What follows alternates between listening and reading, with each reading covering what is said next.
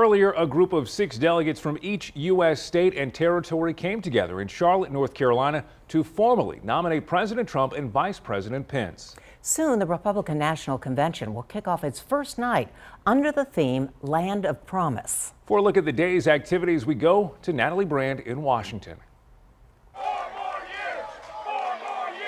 This week, it's the Republicans' turn to present their case to the American people. The only way they can take this election away from us is if this is a rigged election. We're going to win this election. Our most cherished ideals of freedom and free markets are on the ballot. Earlier, the president and vice president both traveled to Charlotte, North Carolina, where a limited number of delegates from each state gathered in person to officially cast their ballots to re-nominate them for the party's ticket for the 2020 election. Donald J. Trump, having received a majority of these votes entitled to be cast at the convention, has been unanimously elected as the Republican Party nominee. Meanwhile, the key speakers on night one include the president's son, Donald Trump Jr., former UN Ambassador Nikki Haley, South Carolina Republican Senator Tim Scott, and St. Louis couple Mark and Patricia McCloskey, who went viral after pointing guns at racial justice protesters. A senior campaign official says President Trump will make surprise appearances throughout the week, including in tonight's broadcast.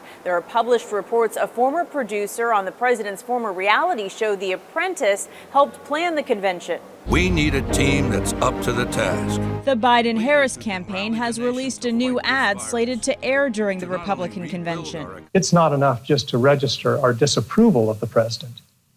We need to elect someone else in his place. Former Arizona Senator Jeff Flake is one of 27 former lawmakers from the Republican Party who have endorsed the former vice president over President Trump. Natalie Brand, CBS News, Washington.